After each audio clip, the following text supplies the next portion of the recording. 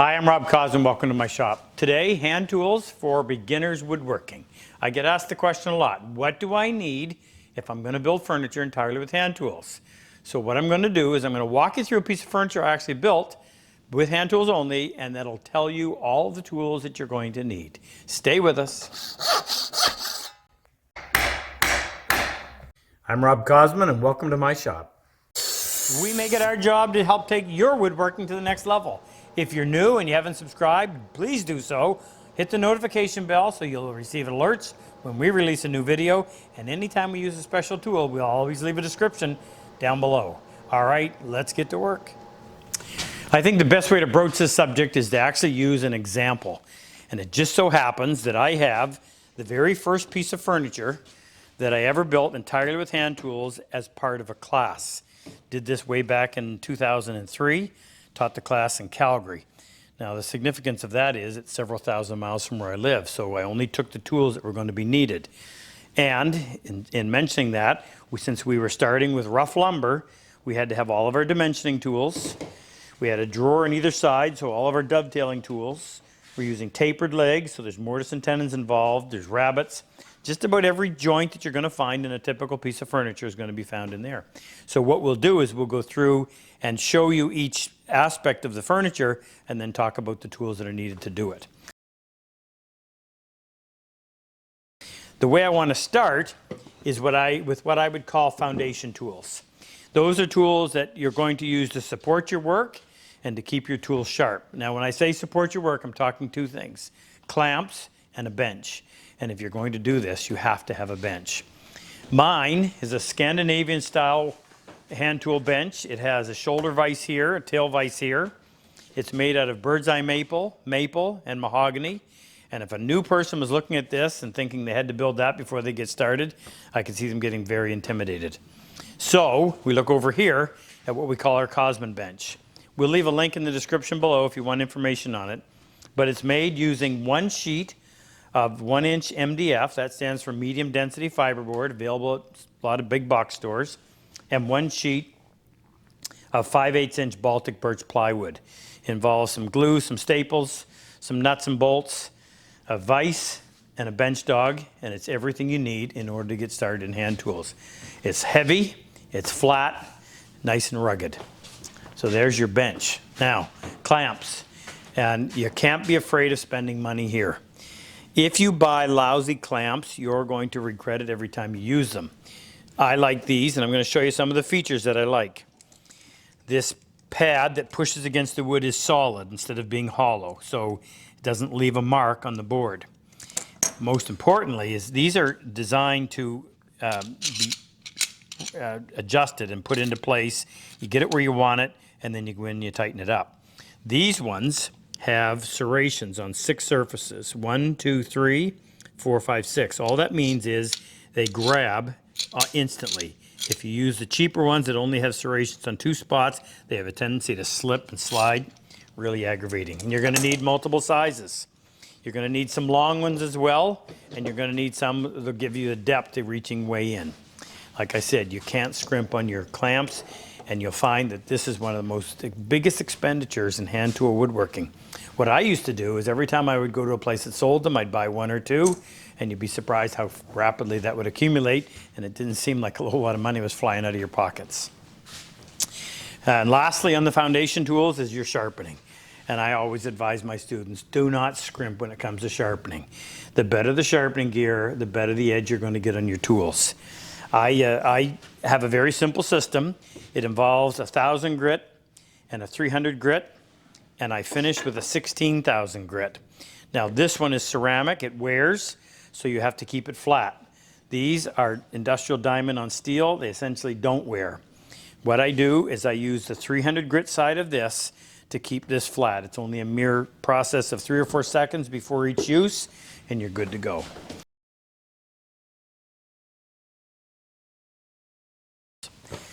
So there are 31 pieces of wood in this.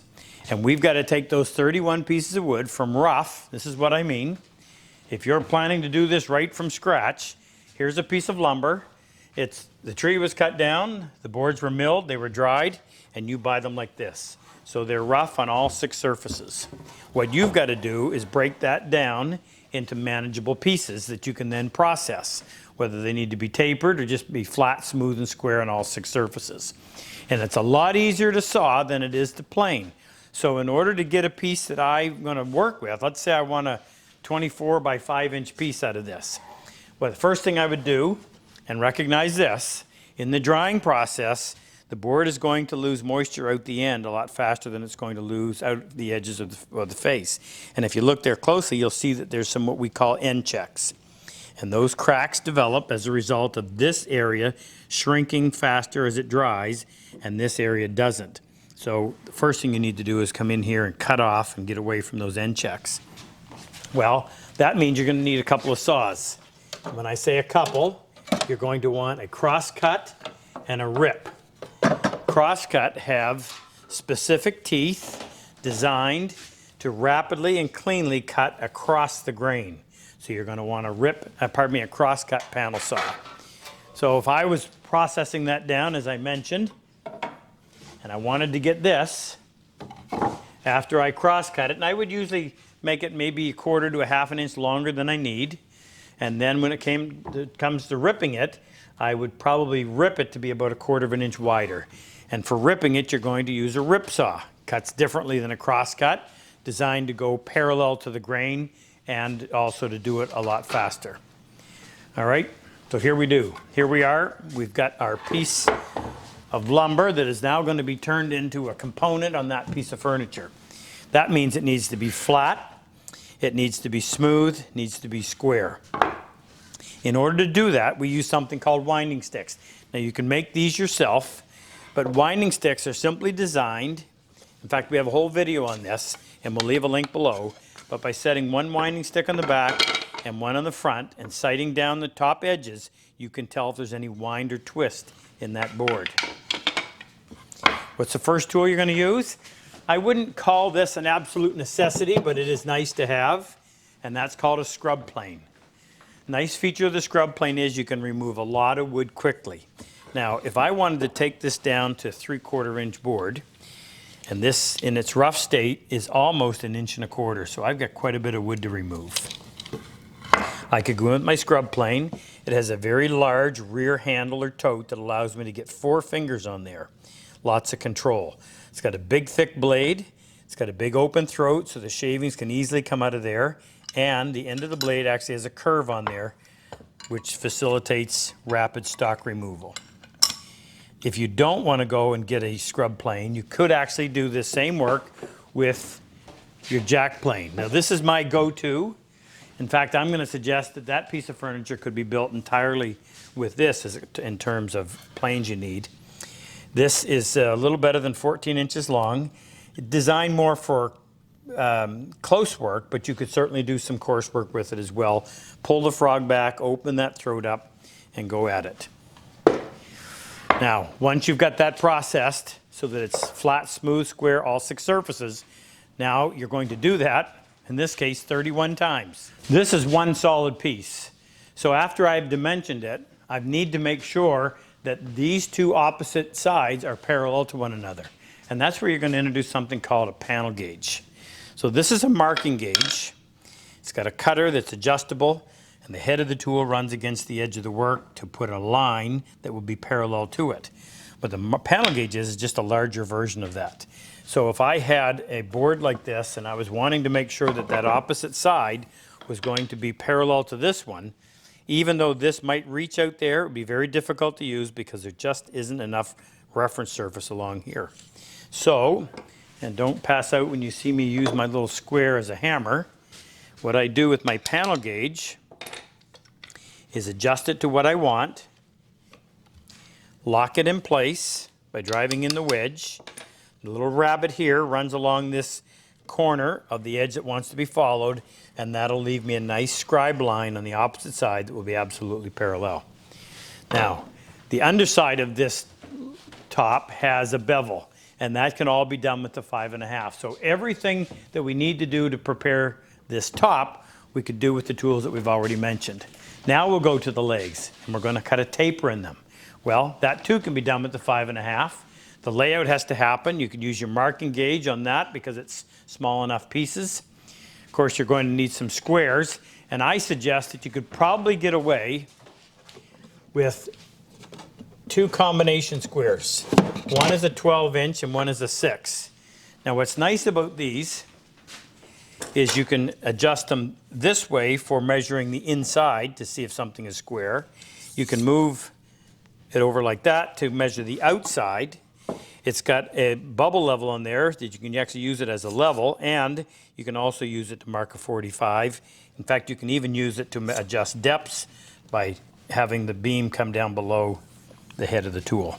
And why the 6-inch? Well, there are going to be times when this is going to be just a little bit cumbersome, and that's a nice tool to be able to use, particularly in things like dovetailing. That'll replace all of your other squares. So we got our legs done. We're not going to talk about the mortise and tenon joints just yet. The side pieces are going to be done the same way. Our planes, panel gauge for getting the edges parallel. We'll square up our ends, again using our 5.5, and in that case you're going to want to use a shooting board, and that's an item that you can build yourself. I'll just briefly touch on it. This is what I would consider to be probably one of the most important shop-built tools that you can have. And the reason is, by setting your board on the shooting board, if you have made this fence square to this track over here, as you move that plane along there, it will give you a perfectly square edge, square in this direction and square in this direction. Definitely a must-have.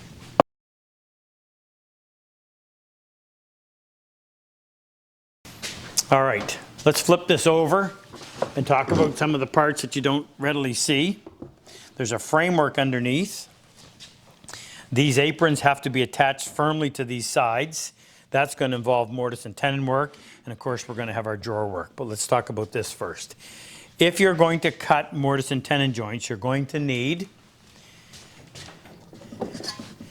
a crosscut saw, a tenon saw. You're going to need a mortise chisel. You're going to need a mallet. You're going to need a mortise gauge. And you may actually want to use a small router plane as well. So here's how we go. We always want to cut our mortise first. The mortise is the square hole that we have in the leg. In this case, I actually have 2, but that's another story. The tenon is going to be the part of this piece that gets reduced at the end that is made to fit those square holes. In cutting those square holes, you want a mortise chisel. And a mortise chisel is square in cross section, while your mortise chisels have parallel sides that are square to the bottom, and I like them to be at least square in cross section. Gives you lots of reference area. You're going to want a good mallet. My preference is what we would call a carver's mallet. There are hammer type, but I find that they have to be very directional when you hit. This, I can hit the chisel without even thinking about it, and it just always seems to land exactly where I want it. These ones have resin impregnated heads to add weight and also really toughen up the maple. And the handle is taped like a hockey stick. Why? So you can get good grip. And the older you get, the more you'll appreciate that. So you're going to need mortise chisels. My suggestion would be 1/4 and 1/2 as a minimum.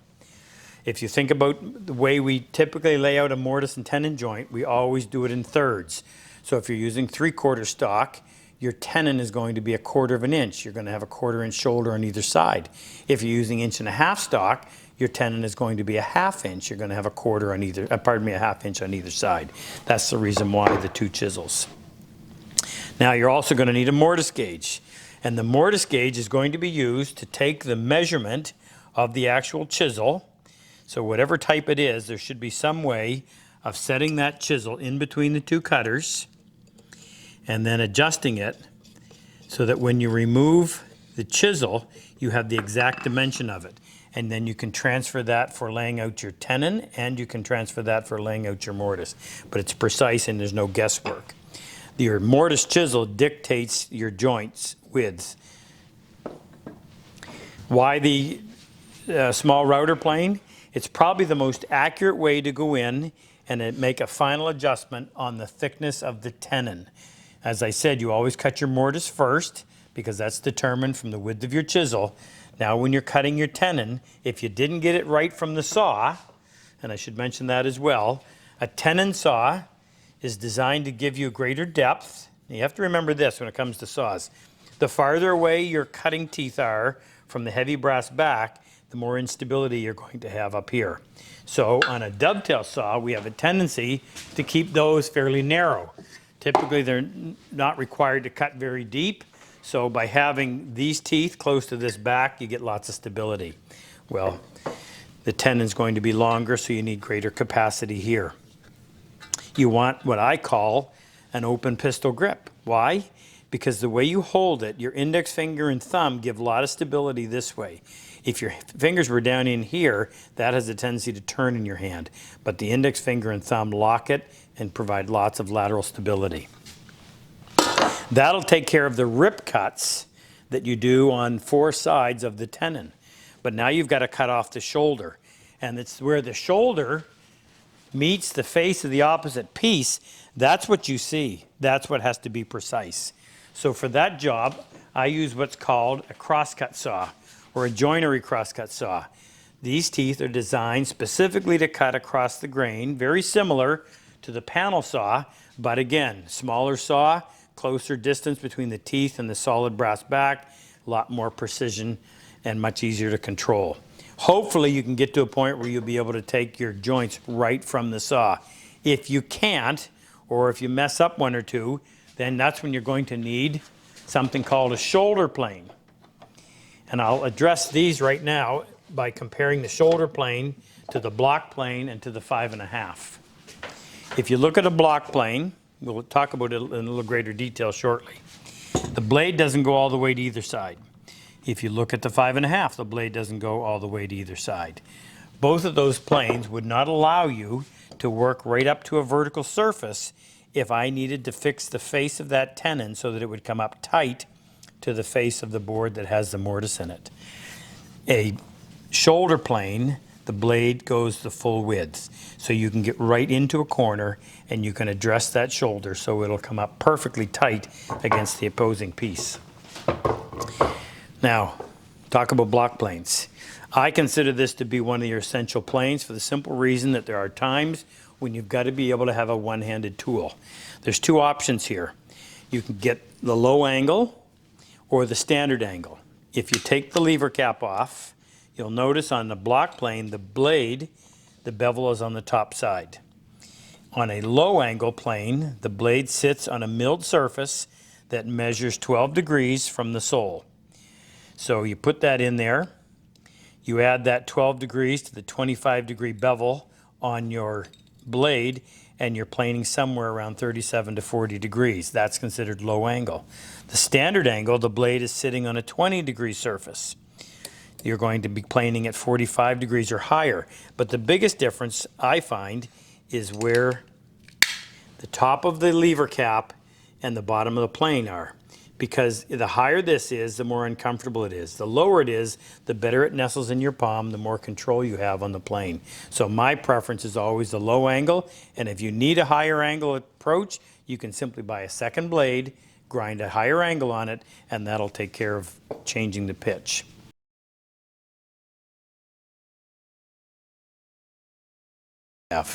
So let's talk about the drawer construction.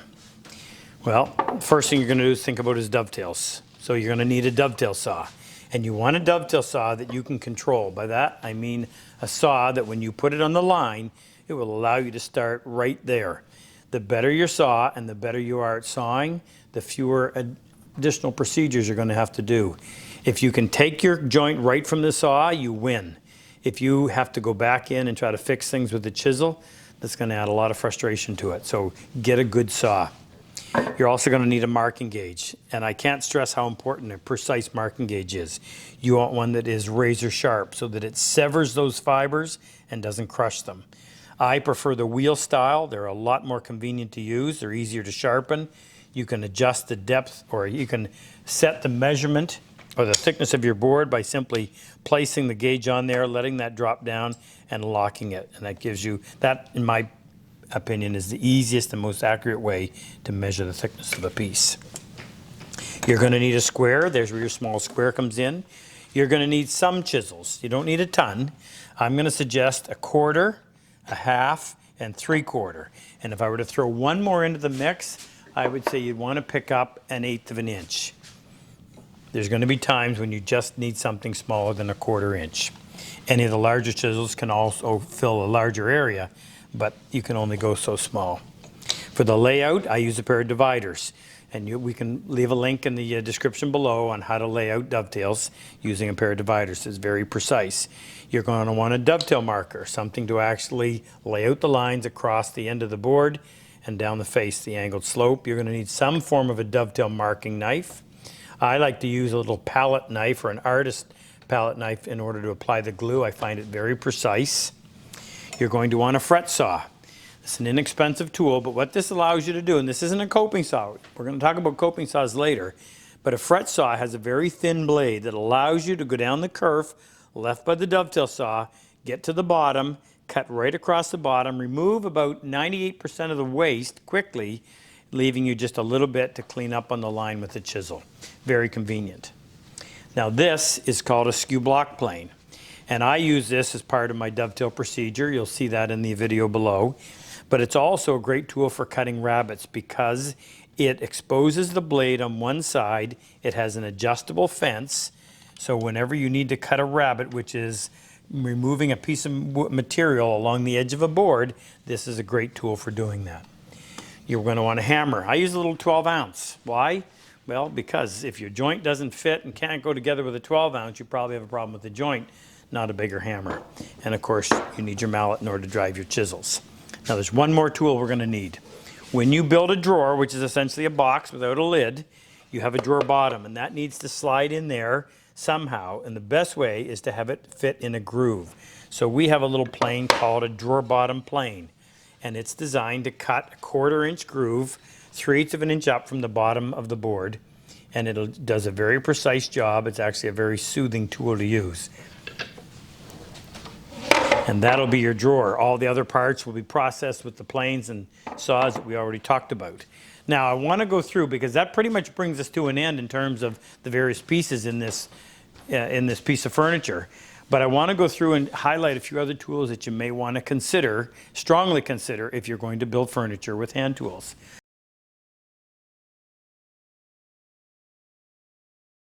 This is a coping saw.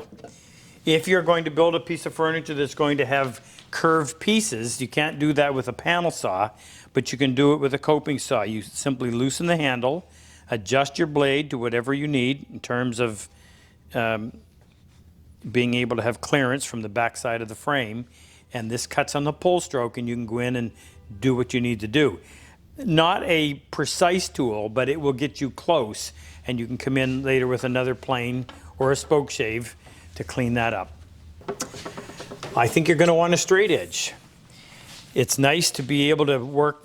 I use my measuring tape a lot, but if I want to be very precise, I'll go in with my straight edge. And I like this particular one because the markings are very clear and easy to see. Now, the last thing we want to talk about is your drilling tools. You're almost always going to have to drill holes when you're dealing with building a piece of furniture. So this is called a brace, and these are bits. And this is actually an antique one, but you can buy them new as well. This is designed to go in. There's a screw in the front, and it will help pull the wood in. Easy to work using soft wood, a little bit harder in hardwoods. In fact, sometimes you may actually have to go in and drill a little pilot hole first. But it'll drill a nice clean hole, and it typically is going to be what you're used to drill the larger size holes.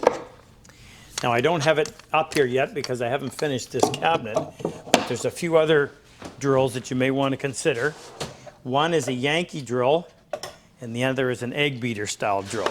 Talk about the Yankee drill first. I think this is a great tool, relatively inexpensive. If you loosen this collar, there's all your different drill sizes in here. They're easy to install. You simply pull the collar out, take the drill out, put it in, drop it back in.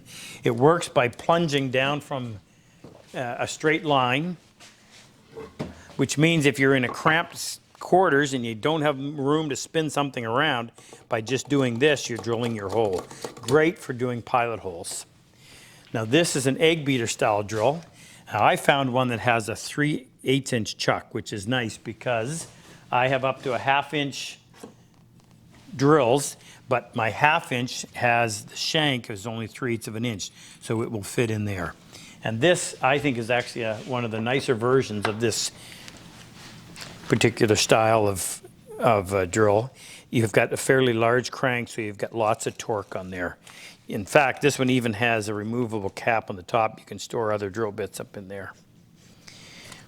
They're not that expensive new, and you can find them quite readily on the used tool market as well. That's a lot, and it may take you a while to accumulate all these tools, but let me finish by giving you a word of advice on quality. If you buy inferior quality tools, you're going to regret it every time you use them. In fact, a lot of times what it'll do, it'll frustrate you to the point where you won't want to do it at all. You buy the expensive tools, I like to say you only cry once. Every time after that, it's a pleasure to use them. You'll never have to replace them.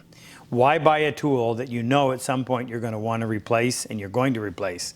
Seems to me it's a lot better and smarter money spent in buying the best tool the first time and only buy it once.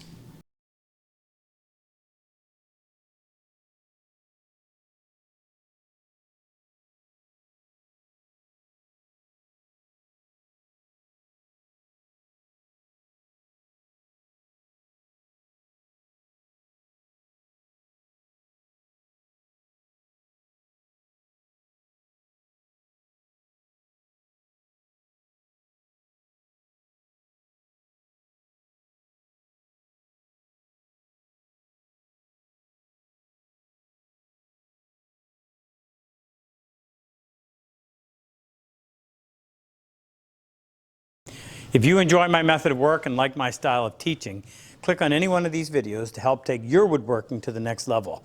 Now, I've always said, better tools make the job so much easier. If you click on the icon with the plane and the chisel, it'll take you to our website, introduce you to all of our tools that we actually manufacture right here, as well as our workshops, both in person and online. Good luck.